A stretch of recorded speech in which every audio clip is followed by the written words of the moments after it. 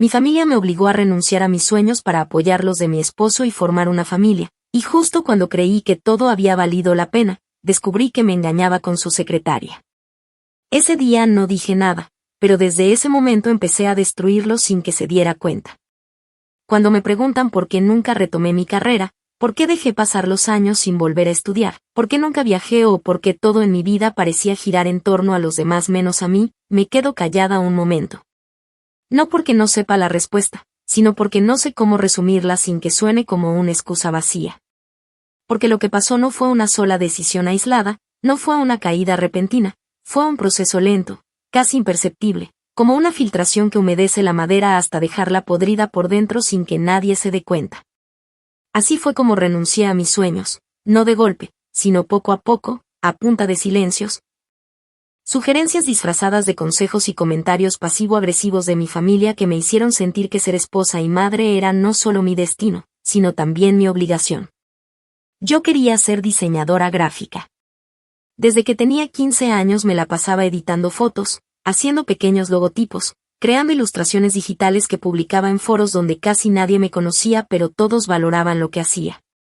Había aplicado a una beca para una universidad privada en California y la había conseguido. Estaba lista para mudarme, empezar de cero, dejar atrás la ciudad donde todo el mundo se conocía y donde mis papás aún esperaban que yo me casara con alguien de buena familia. Pero justo en ese momento apareció Mateo. Él era carismático, tenía esa seguridad que te hace dudar de la tuya propia, y mi familia lo adoró desde el primer momento. No pasaron ni 6 meses antes de que mi mamá empezara a decir cosas como, ¿y si estudias algo aquí mejor? Así no te alejas tanto de él, o uno no puede tenerlo todo, mi amor, hay que elegir bien.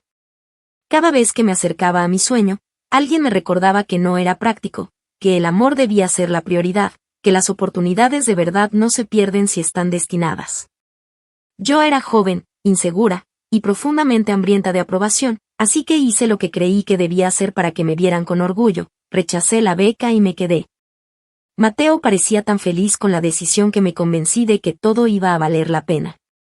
Nos casamos un año después en una ceremonia sencilla, pero llena de gente que no recuerdo y con abrazos que se sentían más como contratos que como muestras de cariño. Mis padres estaban radiantes, y mi tía incluso me dijo que ahora sí era una mujer completa. De pronto toda mi vida se convirtió en eso, estar completa según los estándares de otros. A los 24 ya era madre de una niña, y a los 27, de un niño. Nunca regresé a estudiar porque no tenía tiempo, pero en realidad nunca lo hice porque sentía que ya no era para mí. Mientras Mateo ascendía en su empresa, yo me encargaba de los niños, de la casa, de las cenas con sus socios, de organizar todo para que él pudiera enfocarse solo en brillar. Mi familia siempre decía que era una bendición que él pudiera mantenernos tan bien y que yo pudiera quedarme en casa. Que muchas desearían tener lo que yo tenía.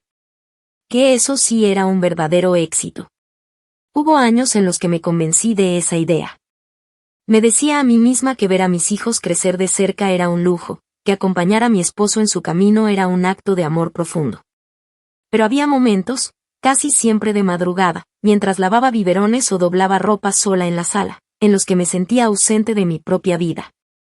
Como si cada decisión hubiera sido tomada por alguien más. Como si yo solo estuviera cumpliendo un rol que me dieron, sin haberlo pedido.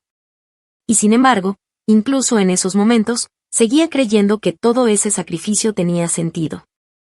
Que algún día Mateo me lo iba a agradecer.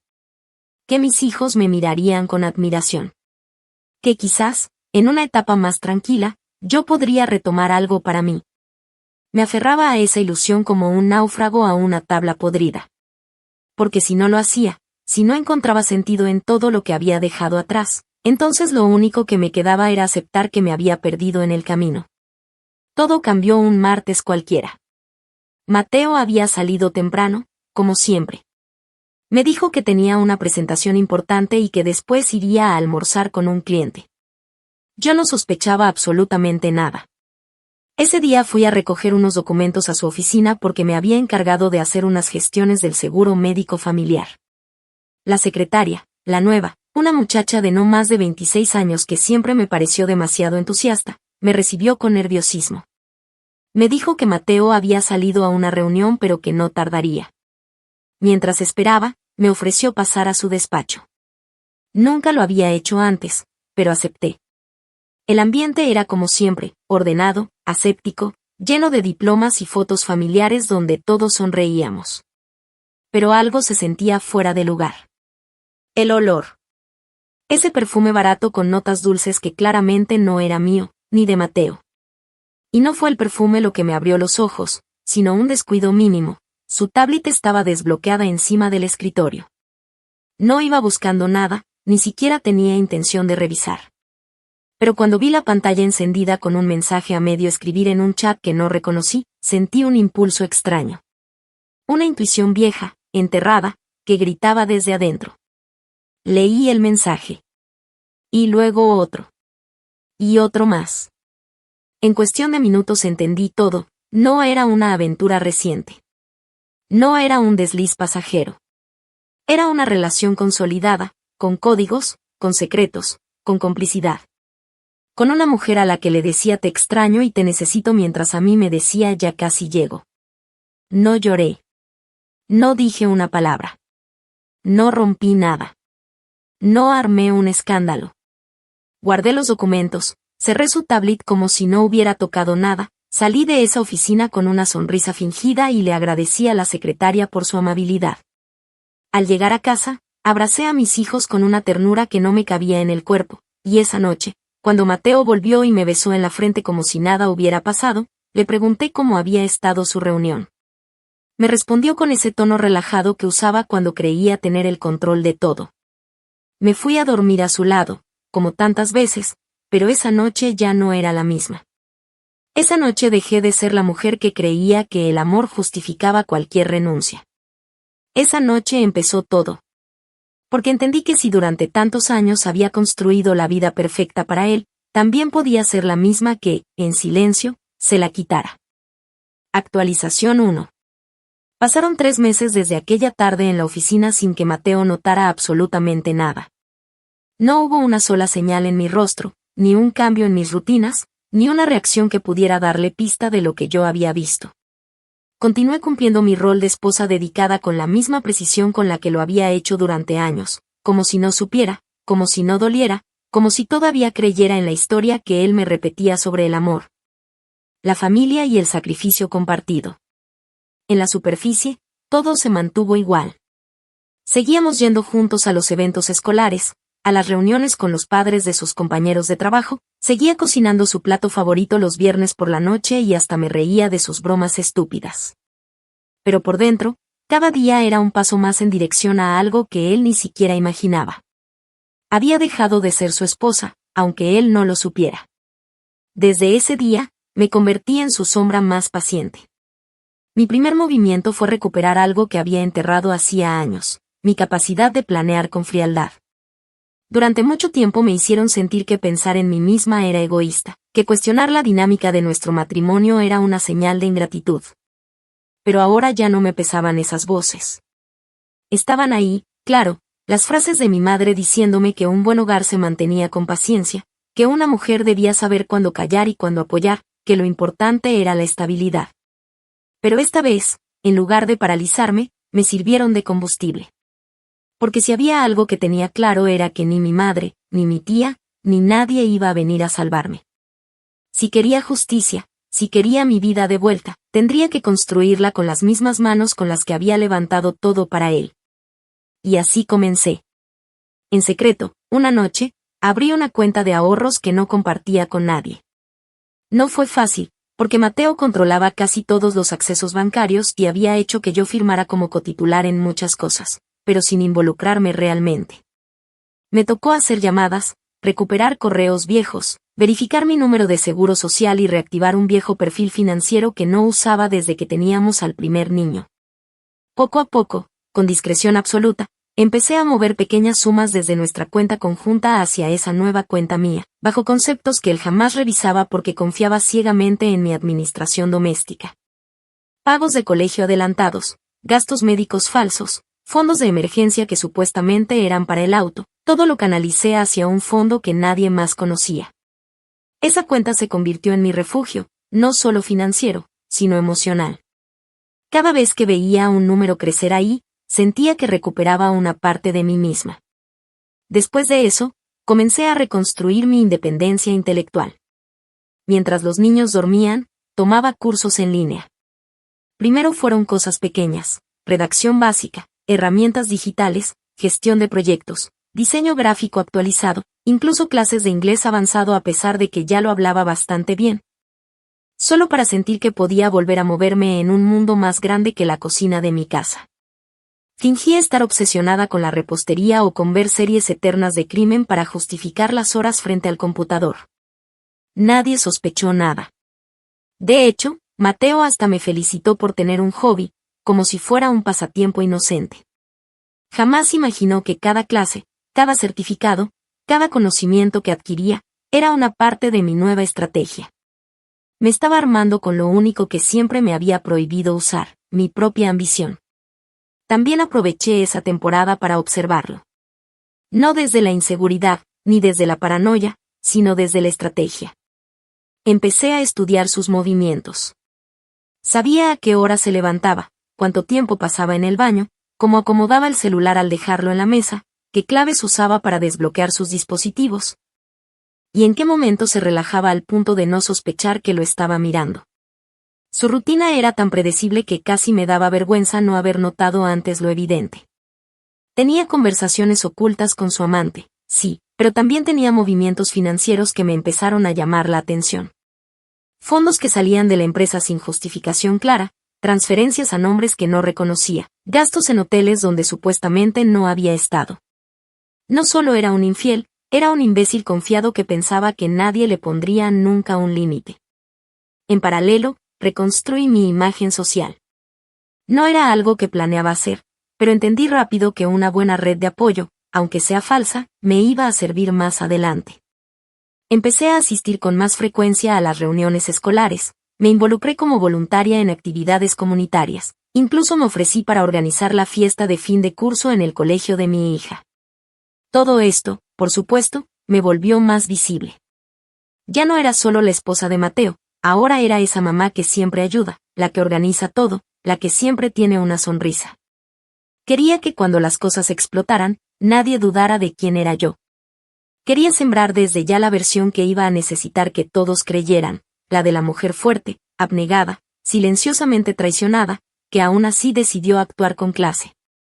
No porque me importara lo que pensaran los demás, sino porque sabía que la reputación de él era su activo más valioso, y si quería hundirlo de verdad, tenía que construir un contraste brutal. A la vez, me aseguré de mantener el equilibrio en casa. No por él. Por mis hijos. Ellos no tenían la culpa de nada, y jamás iban a ser usados como armas o escudos. Mantuve sus rutinas intactas, su seguridad emocional a salvo. Nunca me mostré afectada delante de ellos, nunca les negué tiempo, atención ni afecto. Por el contrario, empecé a registrar pequeños momentos con ellos, fotos, videos, dibujos, actividades escolares, todo archivado y documentado. Sabía que más adelante eso podía ser clave. No solo como evidencia en un posible proceso de custodia, sino como un recordatorio de que, incluso en medio del colapso, fui su centro estable. Mateo, en cambio, seguía siendo un adorno ausente. Jugaba con ellos de vez en cuando, los saludaba cuando se acordaba, y se tomaba fotos familiares para que todo luciera perfecto, pero nunca estuvo realmente presente. Y cada ausencia suya me servía. Cuando terminé de configurar todo el ecosistema de respaldo, la cuenta bancaria, los certificados de estudio, el archivo con sus movimientos sospechosos, la construcción de mi imagen pública. Supe que estaba lista para la siguiente fase. Aún no iba a mover ninguna ficha grande. No tenía prisa. Ya no necesitaba gritar, ni pelear, ni sacar pruebas a la fuerza. Lo tenía justo donde lo quería, confiado, vulnerable, ciego. Y yo, por primera vez en años, tenía el control. Actualización 2. Pasaron 8 meses desde que empecé a armar mi red silenciosa. A esas alturas ya no solo había recuperado partes de mí que creía muertas, sino que había empezado a ver con claridad cómo se sostenía realmente la vida de Mateo. Sobre una mentira cómoda que dependía de que yo no hablara, de que no pensara, de que siguiera cumpliendo con mi papel de esposa funcional sin hacer preguntas. Él no sabía que yo ya había dejado de ser su cómplice. Él no entendía que su peor error no había sido engañarme con otra, sino haberme hecho sentir invisible durante tanto tiempo, al punto que se convenció de que yo era incapaz de hacer algo por mí misma. Lo subestimé por años, es cierto. Pero él me subestimó peor. Y eso, en el fondo, fue lo que lo condenó. Uno de los momentos más importantes en esa etapa fue cuando decidí contactar a un investigador privado. No fue fácil encontrar a alguien que me inspirara confianza, alguien que no viniera con comentarios sexistas ni con esa actitud de pobre mujer que no sabía. Lo encontré por recomendación de una amiga que había pasado por un divorcio feo, y que había tenido que pelear contra un esposo manipulador que se ocultaba detrás de una imagen de hombre ejemplar. Se llamaba Bill, era un hombre mayor, serio, de pocas palabras, pero meticuloso y sin necesidad de preguntar demasiado. Le conté lo necesario, que tenía sospechas, que quería confirmar y documentar, que no necesitaba detalles sexuales ni fotos morbosas, solo información estructurada que me sirviera cuando llegara el momento de actuar. No me cuestionó. Me pidió nombres, lugares, horarios, datos de la secretaria, accesos a registros, y empezó su trabajo sin ruidos. Y a partir de ese punto, yo también empecé a recibir mis propios reportes. La primera semana ya tenía pruebas gráficas de los almuerzos que supuestamente eran reuniones, pero que en realidad eran escapadas a moteles cerca del downtown. La segunda semana llegaron las imágenes del auto de Mateo estacionado fuera del apartamento de la secretaria a medianoche, cuando él decía estar en viajes de negocios con otros ejecutivos. En la tercera, Bill me entregó un documento que me dejó helada, registros financieros vinculados a tarjetas de empresa que Mateo usaba para pagar cenas, habitaciones y hasta regalos personales para ella, cargados como si fueran gastos operativos. A simple vista, eran sumas pequeñas, pero con frecuencia suficiente para convertirse en una constante. Y esa constante era un patrón. Y ese patrón, una herramienta para hundirlo. Bill me explicó que si lo necesitaba, podía hacer que esa información llegara directamente a los socios del negocio, o incluso a la junta fiscal, porque estaban en una línea muy delgada entre infidelidad y malversación. Le dije que todavía no. Aún no era tiempo. En paralelo, mi presencia dentro de la vida profesional de Mateo comenzó a aumentar sin que él lo notara. Usé su confianza en mí como aliada. Cada vez que necesitaba delegar asuntos de la empresa que consideraba poco importantes, me los dejaba a mí. Firmar papeles menores, verificar correos, hacer seguimiento a pagos, revisar algunos informes contables. No se dio cuenta de que yo ya entendía lo suficiente para saber cómo funcionaba todo por dentro. No se dio cuenta de que yo ya hablaba con uno de los contadores, un tipo joven, inseguro, que se desvivía por explicarme cada cosa técnica con tal de impresionarme. Lo escuchaba con atención, tomaba notas, hacía preguntas que parecían inocentes pero que me permitían entender cómo Mateo justificaba algunos gastos que no correspondían, cómo maquillaba a otros, y cómo desviaba pequeñas cantidades de manera sistemática. Sabía que si metía la mano muy pronto, podía alertarlo. Pero si solo recopilaba, si solo observaba, podía construir un caso que más adelante sería imposible de desmontar. En casa, Mateo seguía siendo el mismo hombre distraído, encantador en público, ausente en lo íntimo. A veces, cuando llegaba tarde, me besaba la frente como si el gesto bastara para mantenerme en pausa. Me contaba historias editadas, me daba versiones resumidas de sus días, y yo asentía con una sonrisa neutral mientras por dentro procesaba cada palabra para detectar incongruencias. Ya no me dolía como antes. Ya no me quebraba. Porque había algo peor que estar con alguien que te miente, es verlo mentirte mientras cree que lo sigue haciendo bien. Ese nivel de ceguera me dio una ventaja enorme. Porque Mateo había cruzado un umbral sin saberlo, ya no era yo la que caminaba detrás de él. Era él quien caminaba hacia un precipicio que yo estaba decorando con flores. Durante ese tiempo también consolidé mi trabajo independiente. Ya no eran solo cursos en línea. Empecé a ofrecer mis servicios como asistente remota y diseñadora freelance a través de plataformas pequeñas. Las primeras semanas fueron difíciles, pero pronto conseguí algunos clientes constantes. No era mucho, pero era mío. Con lo que ganaba cubría algunos gastos del hogar para que Mateo no notara los cambios en el flujo de nuestras cuentas conjuntas, y todo lo demás iba a mi cuenta privada. Empecé a tener mis propios ingresos, mis propias transferencias, mis propios correos laborales. Incluso compré un celular de prepago solo para eso, para mantenerlo todo separado. Era como construir una segunda vida dentro de la misma casa, pero esta vez una donde yo no era la sombra de nadie. En esa línea, me prometí algo: jamás volvería a depender de un hombre. Ni económica, ni emocionalmente. Nunca más. El punto más simbólico de esa etapa fue una cena a la que Mateo me pidió que lo acompañara. Era un evento semiformal de su empresa, algo así como una reunión con un cliente internacional y otros ejecutivos. Él me dijo que era importante que me viera bien, y hasta me dio dinero para que me comprara algo nuevo, como si yo fuera un accesorio decorativo que debía lucir impecable para representar su éxito. Lo que no sabía era que usé ese evento para algo más. Elegí un vestido elegante, pero sobrio, uno que no llamara la atención por provocador, sino por seguridad. Saludé con gracia a todos, hice conversación con varios de sus socios, e incluso logré que uno de ellos me contara, entre copas, que había rumores dentro del círculo cercano de la empresa sobre gastos sin justificar y decisiones administrativas mal manejadas. No mencionó nombres, pero yo ya sabía de quién hablaban. Esa noche me fui a dormir sabiendo que el cerco se estaba cerrando solo. Mateo, ajeno a todo, me agradeció por haberlo hecho quedar bien. Me abrazó por detrás mientras me quitaba los zapatos, me dijo que se sentía afortunado de tener a una mujer como yo. Tuve que contener una carcajada. Porque si algo me había enseñado esa cena era que él todavía creía que la fachada funcionaba. Todavía pensaba que yo no veía, que yo no entendía, que yo no tenía ambiciones propias. Pero mientras él se dormía, yo revisaba los correos del día, respondía a un cliente que me pedía una presentación urgente, y guardaba una nueva copia de respaldo de toda la información que tenía sobre él. Porque si algo había aprendido en estos meses era que el silencio no era sumisión. El silencio era estrategia. Y yo lo estaba usando a mi favor. Paciente, precisa y sin una sola palabra de más. Solo esperaba el momento correcto. Porque ya no se trataba de si lo iba a destruir.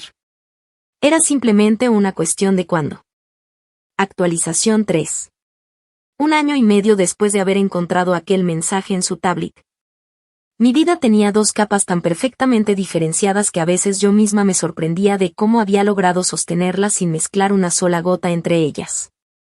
En el exterior seguía siendo la esposa impecable, la madre presente, la compañera incondicional, la que llegaba a todos los eventos con una sonrisa y se ofrecía a ayudar con lo que hiciera falta. En casa, mantenía el orden, la rutina y la paz que tanto valoraba Mateo, esa sensación de control que él necesitaba para sentirse invencible.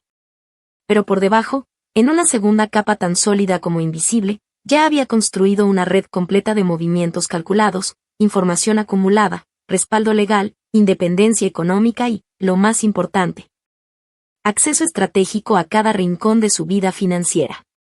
No tenía aliados que él pudiera identificar, porque incluso los que me ayudaban no sabían el alcance completo de lo que estaba haciendo. Cada pieza se movía con la calma de alguien que ya había ganado y solo esperaba que el otro lo notara demasiado tarde. En este punto, Mateo me consideraba su mayor apoyo. No lo decía de forma romántica ni emotiva, lo decía como quien reconoce una herramienta útil. Me incluía en decisiones menores del negocio, me hacía partícipe de ciertos movimientos contables para que lo ayudara a resolver cosas pequeñas, y me pedía opinión sobre contratos que él ya había decidido firmar, solo para sentir que me daba algún tipo de participación.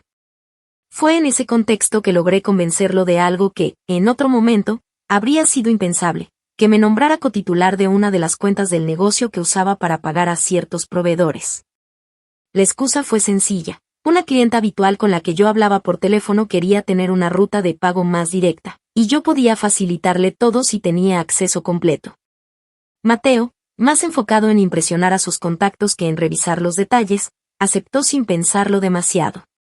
Me llevó al banco, firmamos los papeles, y salí de allí con una sonrisa neutra mientras por dentro sentía que acababa de empujar la primera ficha real del dominó.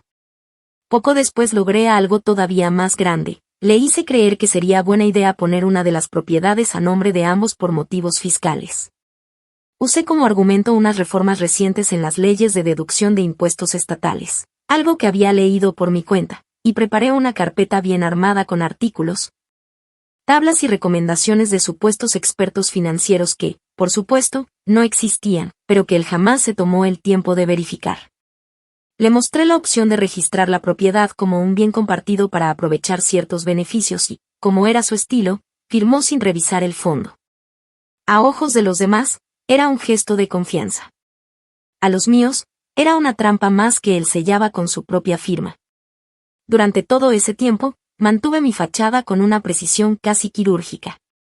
Seguía yendo a las reuniones escolares, seguía participando en los almuerzos familiares, incluso acompañé a Mateo a un par de eventos de networking donde él me presentaba como la mujer que mantiene mi mundo en equilibrio. Escuchar esas palabras sin que me temblara el rostro era un ejercicio de autocontrol absoluto. Porque para ese momento ya tenía un archivo físico y digital con toda su correspondencia con la secretaria, los reportes de los lugares donde se veían, las transferencias que hacía desde cuentas de la empresa para cubrir sus citas privadas, y las declaraciones adulteradas que él mismo firmaba ante su contador sin saber que yo tenía copia de cada una. Ya no era una sospecha. Era una narrativa completa. Podía probarlo todo. Pero aún no era tiempo. Faltaba una pieza. Faltaba la humillación. Esa pieza llegó cuando decidí organizar una cena de aniversario. Fue mi idea, o al menos eso creyó él. Le dije que después de tantos años de matrimonio sentía que merecíamos celebrar en serio. Que había aprendido a valorar nuestras etapas difíciles y que me hacía ilusión reunir a las personas importantes de su vida para conmemorar lo que habíamos logrado juntos. Lo hice con una dulzura medida, una voz cálida, una mirada que transmitía gratitud. Lo observé caer en la trampa como un niño que cree que el regalo está envuelto para él. Se emocionó con la idea, me dejó organizar todo y hasta me pidió que eligiera el lugar, los invitados y la temática. Lo hice todo con delicadeza. Elegí un restaurante de alto perfil, con acceso privado, iluminación cuidada y salones reservados para eventos.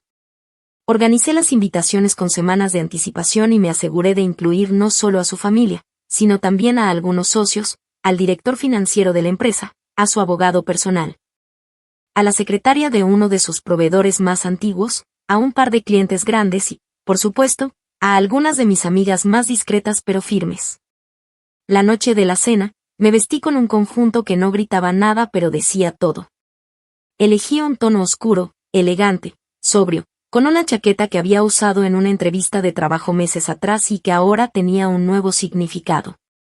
Llegamos juntos al restaurante, tomados de la mano, y durante la primera hora todo fue exactamente como él quería, sonrisas, brindis, palabras amables, cumplidos a su estilo de vida. Risas vacías que le daban la falsa impresión de que era querido, admirado, respetado. Se sentía cómodo. Y por eso bajó la guardia. En medio del segundo brindis, tomé el micrófono con un gesto sutil. Dije que quería decir unas palabras. Nadie se sorprendió. Era el aniversario. La esposa amorosa. La madre devota. Todos esperaban una anécdota tierna, una historia divertida, una metáfora sobre el amor y la perseverancia. Lo que recibieron fue otra cosa. No revelé todo. No aún. Solo dejé caer pequeñas piedras en el lago. Conté cómo, durante el último año, había aprendido el verdadero significado de la resiliencia. Como había descubierto que el amor no siempre era mutuo, y que la lealtad no siempre era recíproca. Hablé de segundas oportunidades, pero no de las que se dan, sino de las que uno se construye en silencio. Mencioné la importancia de mirar con atención a quienes confían en que nunca los vas a dejar. Y cerré diciendo que a veces, el mejor regalo de aniversario es el cierre de un ciclo que nunca debió comenzar. Hubo silencio. Incomodidad. Algunas risas nerviosas. Mateo intentó suavizarlo con una broma tonta, pero la tensión ya estaba servida. No entendía qué pasaba, pero sintió que algo se le escapaba entre los dedos. Yo solo sonreí, agradecí a todos por venir y me senté. A la mañana siguiente, recibió la primera llamada. Era uno de sus socios más cercanos. Le pedía una reunión urgente para revisar algunas irregularidades. Luego vino un correo de su proveedor principal solicitando aclaraciones por ciertos pagos. Yo no dije nada. Me limité a servirle el café como siempre y a recordarle que tenía citas pendientes ese día. Su rostro empezaba a llenarse de pequeñas arrugas de duda. Por primera vez en años, noté una fisura real en su expresión. Y me bastó con verla para saber que el momento estaba llegando. Solo faltaba que la grieta se abriera del todo. Y cuando lo hiciera, yo ya estaría lista para verlo caer desde el lugar exacto que él mismo me obligó a sostener por tanto tiempo. Actualización 4. Pasaron apenas unas semanas después de aquella cena, y aunque en apariencia todo seguía su curso, debajo de la superficie la tensión era palpable.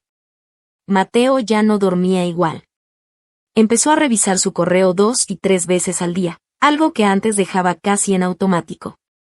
Se encerraba más tiempo en su oficina del estudio, hablaba por teléfono en susurros y empezó a llegar más tarde de lo habitual, pero ya no con la actitud relajada de siempre, sino con el cuerpo tenso. Los ojos cansados y una especie de sombra en la cara que lo acompañaba incluso cuando intentaba sonreír.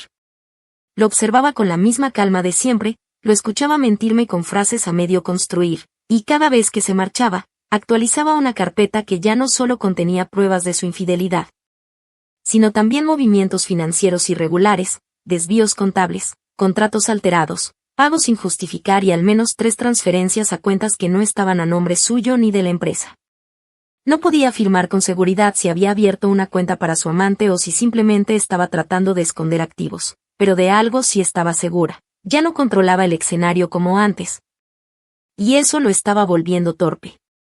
Yo, por el contrario, nunca estuve más enfocada. Para ese punto ya había firmado un contrato como diseñadora de contenido para una pequeña startup tecnológica en Austin que operaba en remoto. El dueño, un chico joven, dinámico y progresista, ni siquiera sabía que yo era madre de 2 hijos ni que vivía atrapada en un matrimonio lleno de mentiras. Para él, yo era simplemente una profesional responsable, rápida, eficiente y con iniciativa. En ese trabajo encontré no solo estabilidad económica, sino también una red nueva de personas que me respetaban por lo que podía hacer y no por a quien tenía al lado. Empecé a generar ingresos suficientes como para cubrir por completo los gastos de mis hijos sin tocar un solo centavo de Mateo.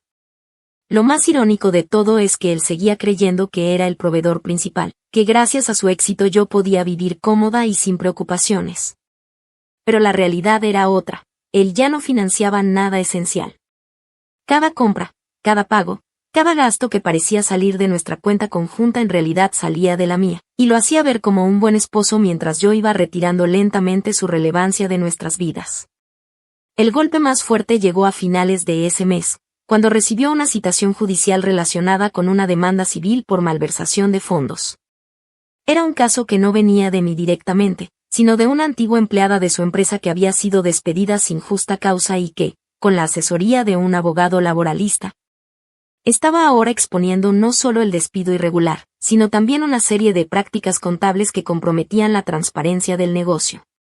Lo que Mateo no sabía, y jamás imaginó, es que fui yo quien le pagó al abogado para que tomara el caso.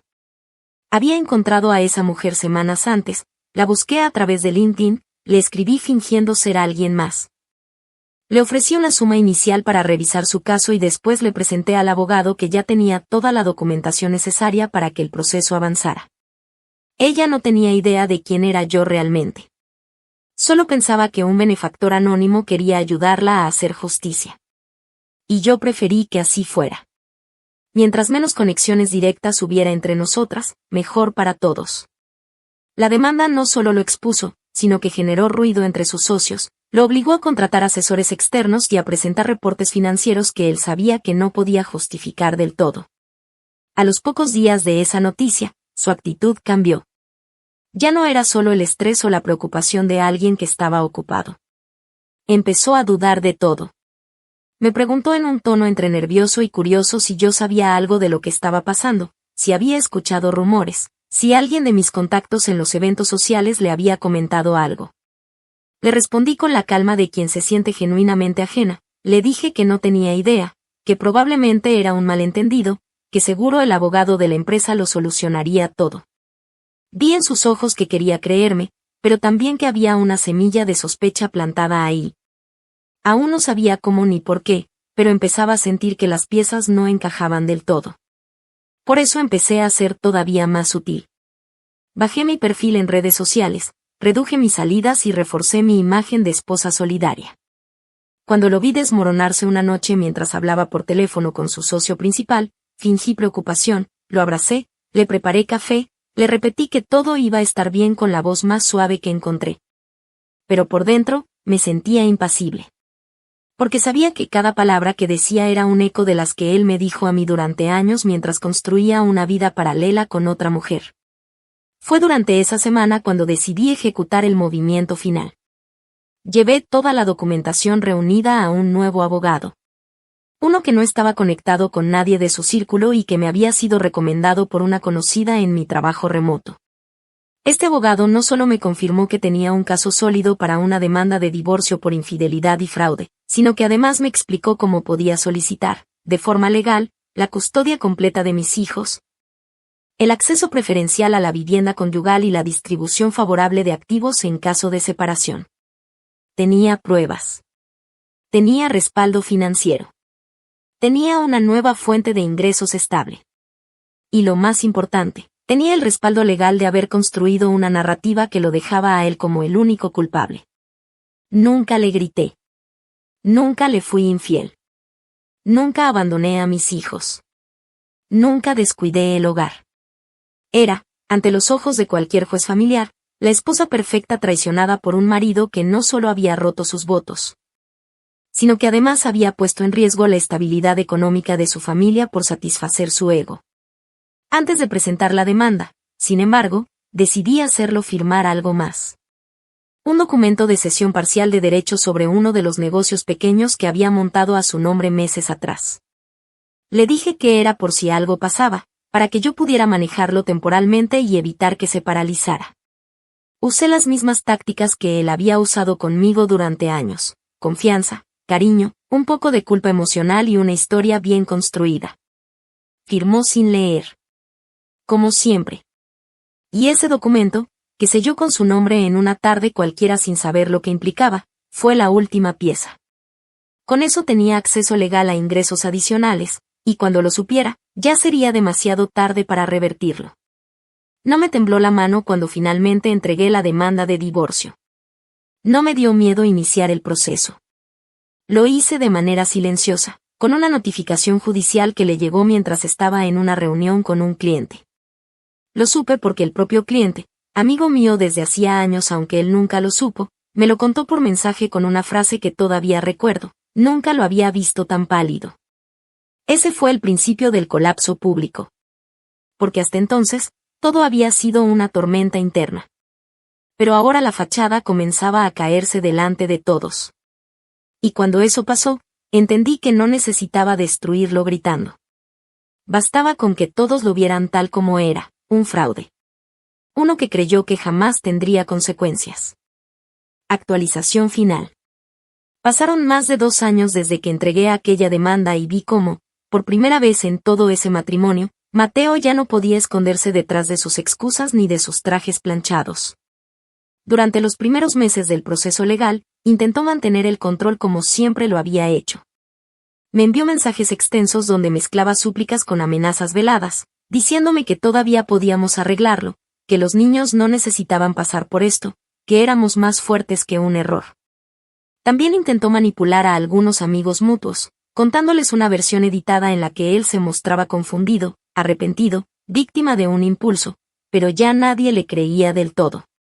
No después de que salieran a la luz los documentos que entregamos junto con la demanda, los reportes de los gastos fraudulentos, los correos electrónicos, las grabaciones legales, las fotos, los extractos, los movimientos bancarios, las inconsistencias contables. Todo organizado, todo sellado, todo respaldado. Todo perfectamente legal. Lo más irónico fue verlo enfrentarse a una estructura judicial que no podía controlar con carisma. La jueza que tomó el caso fue directa y concisa. No se dejó llevar por su postura de víctima, no le dio espacio para rodeos.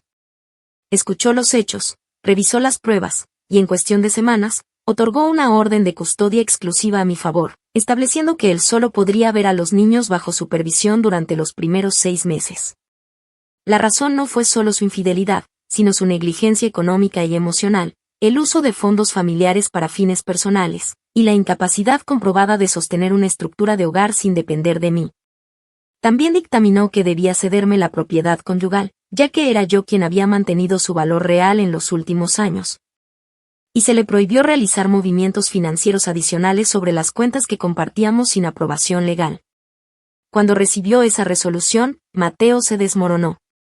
Lo supe por la forma en que intentó acercarse a mí por última vez.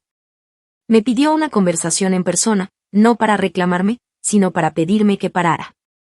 Dijo que no sabía cómo había llegado a ese punto, que él solo quería recuperar su vida, que no pensó que yo fuera capaz de llegar tan lejos.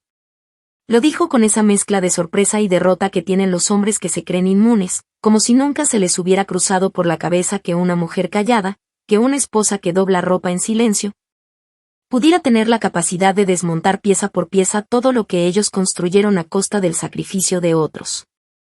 Me senté frente a él, lo miré sin rabia y le dije que no era que hubiera llegado tan lejos, era que por primera vez había llegado hasta mí.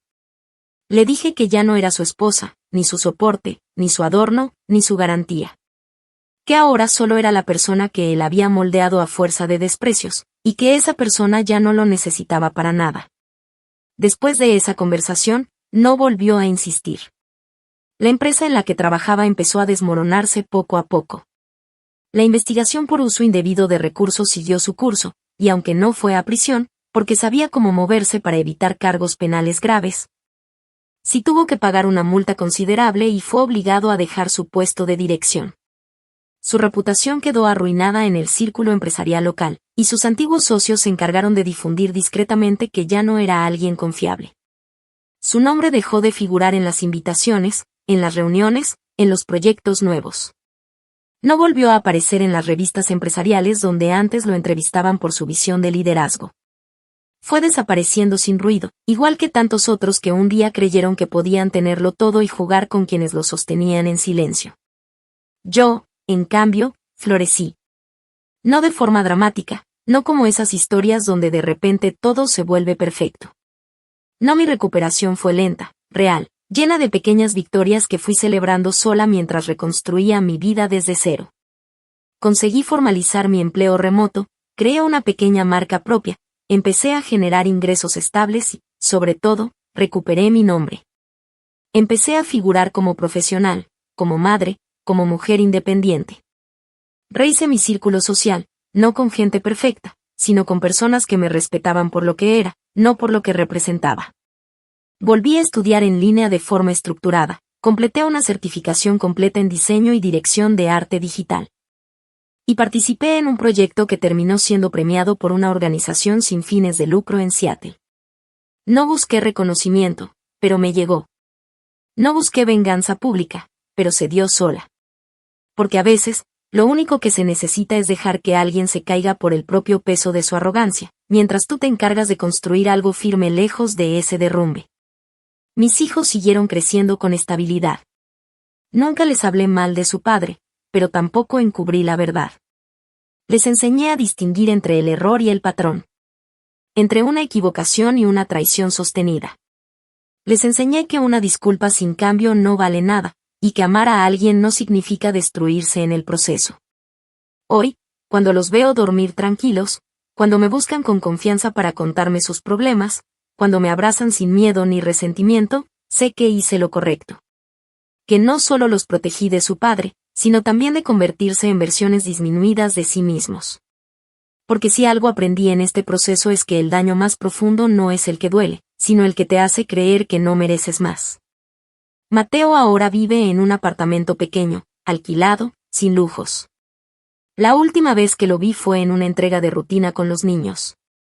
Traía una camisa arrugada, la mirada baja y una sonrisa cansada.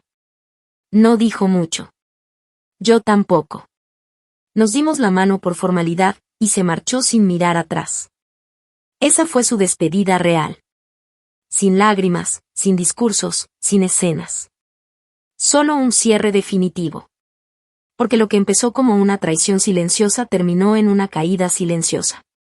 Y lo que para él fue una aventura sin consecuencias, para mí se convirtió en el impulso para recuperar todo lo que me negaron, mi voz, mi dignidad, mi autonomía. No volví a amar como antes. Pero aprendí a amarme de una forma que no necesita ser validada. Y eso, después de todo lo que viví, es la forma más completa de justicia que pude conseguir.